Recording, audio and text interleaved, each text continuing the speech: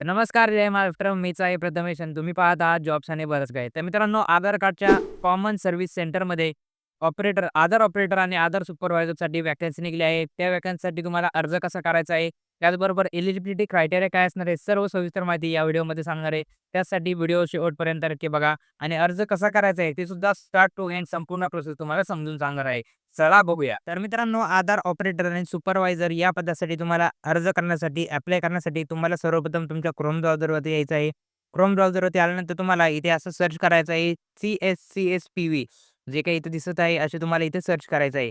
CSCSPV तुम्ही search केल्यानंतर असे तुमच्यासमोर काही इंटरफेस येणार आहे. त्यानंतर इथे तुम्हाला 3 डॉट दिसत असतील. या 3 डॉटवर तुम्हाला इथे क्लिक करायचं आहे.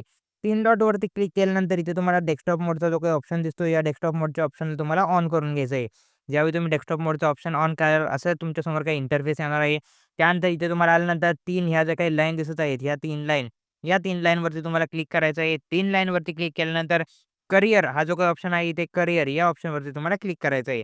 करियरच्या ऑप्शनवरती क्लिक केल्यानंतर इथे तुम्हाला CSC करियर हा जो काही दुसरा ऑप्शन आहे, यावरती तुम्हाला क्लिक करायचं आहे. CSC करियर या ऑप्शनवरती क्लिक केल्यानंतर अशी तुमच्यासमोर माहिती येणार आहे. इथे तुमच्या क्वालिफिकेशननुसार तुम्हाला वेगवेगळे जॉब बघायला मिळणार आहे. तर आपल्याला आज ऑपरेटरचा जॉब बघायचा आहे. त्यासाठी तुम्हाला इथे आस्क ऑपरेटरचा जो काही ऑप्शन आहे 2 नंबरचा, या ऑप्शनवरती तुम्हाला व्ह्यू जॉबवरती क्लिक करायचं आहे. व्ह्यू जॉबवरती क्लिक केल्यानंतर इथे तुम्ही बघू शकता वेगवेगळ्या स्टेटनुसार, वेगवेगळ्या राज्यानुसार इथे तुम्हाला सर्व सविस्तर माहिती येणार आहे. तर आपण आज महाराष्ट्र राज्यासाठी बघणार आहोत. तर इथे खाली स्क्रॉल केल्यानंतर इथे तुम्हाला दिसेल महाराष्ट्र राज्यासाठी 12 नंबरला महाराष्ट्र राज्यासाठी व्हॅकन्सी असणार आहे. आधार सुपरवायझर आणि ऑपरेटर डिस्ट्रिक्ट यासाठी असणारी ही व्हॅकन्सी. त्याचबरोबर ऑनलाईन ॲप्लिकेशनला सुरुवात झाली आहे 27 तारखेपासून आणि शेवटची तारीख असणार आहे 31 जानेवारी 2026. त्यानंतर इथे अप्लाय नावचं बटन असणार आहे. अप्लाय नावच्या बटनावरती आपल्याला क्लिक करायचं आहे. त्यानंतर अप्लाय नावच्या बटनावरती क्लिक केल्यानंतर इथे सविस्तर पदाबाबत माहिती येणार आहे. पोस्टचं आपलं नाव काय असणार आहे, ते इथे येणार आहे. आधार सुपरवायझर हे पोस्टचं नाव असणार आहे. लास्ट डेट ऑफ ॲप्लिकेशन असणार आहे 31 जानेवारी 2026. त्याचबरोबर इथे बघू शकता कोणकोणत्या विविध डिस्ट्रिक्टमध्ये तुम्हाला, कोणकोणत्या जिल्ह्यामध्ये तुम्हाला नोकरीची संधी असणार आहे, त्याबाबत सुद्धा सविस्तर इथे जिल्हे त्यांनी मेन्शन केले आहे. त्यानुसार व्हॅकन्सी इथे दिली आहे. त्यानंतर इथे त्यांनी क्वालिफिकेशनमध्ये मेन्शन केले आहे एलिजिबिलिटी क्रायटेरिया. इथे एलिजिबिलिटी क्रायटेरियामध्ये तुम्ही बघू शकता मिनिमम 18 वर्ष तुमचे पूर्ण असणे गरजेचं असणार आहे. एज लिमिट बघा कमीत कमी 18 वर्ष तुमचे असणे गरजेचं असणार आहे. त्यानंतर तुमची 12वी इथे बघा तुमची जर 12वी तुम्ही पास असाल, तर तुम्ही यासाठी अर्ज करू शकता किंवा 12वी नसेल तर 10वी नंतर तुम्हाला 2 वर्षाचा तुमचा ITI असेल, म्हणजे 10वी प्लस तुमचा 2 वर्षाचा ITI, तर सुद्धा तुम्ही यासाठी अर्ज करू शकता किंवा 10वी नंतर तुमचा 3 वर्षाचा पॉलिटेक्निकल डिप्लोमा जरी असेल, तरी सुद्धा तुम्ही यासाठी अर्ज करू शकता. त्यानंतर इथे तुम्हाला खाली स्क्रॉल करायचं आहे. खाली स्क्रॉल केल्यानंतर अप्लाय नावचं हे काही तुम्हाला बटन दिसत असेल, अप्लाय नावच्या या बटनावरती इथे क्लिक करायचं आहे. ज्यावेळी तुम्ही अप्लाय नावच्या बटनावरती क्लिक केल्यानंतर इथे तुम्हाला तुमची संपूर्ण माहिती भरून घ्यायची आहे. इथे तुम्हाला तुमचं नाव टाकायचं आहे, इथे मोबाईल नंबर टाकायचा आहे, इथे तुमची ईमेल ॲड्रेस टाका, इथे पॅन क्रमांक टाका, डेट ऑफ बर्थ तुम्हाला इथे टाकायचं आहे. तुमची जी काही स्टेट असेल ती तुम्हाला इथे सिलेक्ट करायची आहे. त्यानंतर इथे खाली आल्यानंतर तुम्हाला कोणत्या डिस्ट्रिक्टसाठी तुम्ही अप्लाय करत आहे. तुम्हाला मी इथे डिस्ट्रिक्ट वाईज व्हॅकन्सी किती होतात ते आधी दाखवलेलं आहे. त्याच्या अकॉर्डिंग तुम्हाला कोणत्या डिस्ट्रिक्टसाठी अप्लाय करायचं आहे, त्याचं डिस्ट्रिक्टचं नाव इथे तुम्हाला जिल्ह्याचं नाव इथे टाकायचं आहे.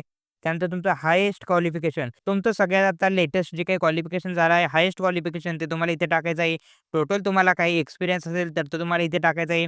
रेसिडेन्सी ऑफ स्टेट, तुम्ही सध्या राहत असलेली तुमची स्टेट इथे तुम्हाला टाकायची आहे. त्याच्यानंतर रेसिडेन्सी ऑफ डिस्ट्रिक्ट, म्हणजे तुम्ही सध्या राहत असलेल्या डिस्ट्रिक्ट सुद्धा तुम्हाला जिल्हा इथे टाकून घ्यायचा आहे. त्यानंतर तुम्हाला तुमचं इथे रिझ्यूमे अपलोड करायचा आहे. रिझ्यूमे अपलोड करण्याचा ऑप्शन मित्रांनो इथे कंपल्सरी नसणार आहे. पण तुम्ही तुमचा रिझ्यूमे इथे अपलोड नक्की करा.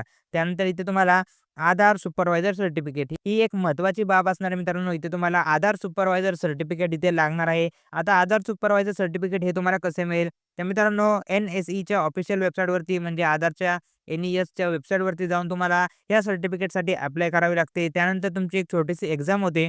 त्यानंतर तुम्हाला हे आधार सुपरवायझर सर्टिफिकेट तिथे मिळून जाते. ते अपलोड केल्यानंतर तिथे तुमचं जेंडर सिलेक्ट करा आणि त्यानंतर तुम्हाला इथे खाली जो काही कॅप्चा दिसत आहे, तो कॅप्चा तुम्हाला इथे कॅप्चा टाकायचा आहे आणि सबमिट बटनावरती क्लिक करायचं आहे. सबमिट बटनावरती क्लिक केल्यानंतर तुमचं ॲप्लिकेशन सबमिट होणार आहे आणि त्यांची लास्ट डेट संपल्यानंतर तुम्हाला जी काही पुढची प्रोसेस असणार आहे त्यांच्या ऑफिशियल वेबसाईटवरती कळवली जाणार आहे. त्याचबरोबर आपल्या चॅनलवरती सुद्धा याबाबत कंटिन्यू अपडेट तुम्हाला दिली जाणार आहे. त्यासाठी चॅनलला सबस्क्राईब करायला विसरू नका. अशा प्रकारे ही सविस्तर माहिती आज मी तुम्हाला समजून सांगितली आहे. या माहितीबाबत कसल्याही प्रकारचा डाऊट असेल तर कमेंट सेक्शनमध्ये नक्की कमेंट करा. आणि अशाच प्रकारच्या नवीन-नवीन जॉब अपडेटची माहिती तुमच्यापर्यंत सर्वात प्रथम पोहोचावी, त्यासाठी चॅनलला सबस्क्राईब करायला विसरू नका. भेटूया पुढच्या व्हिडिओमध्ये.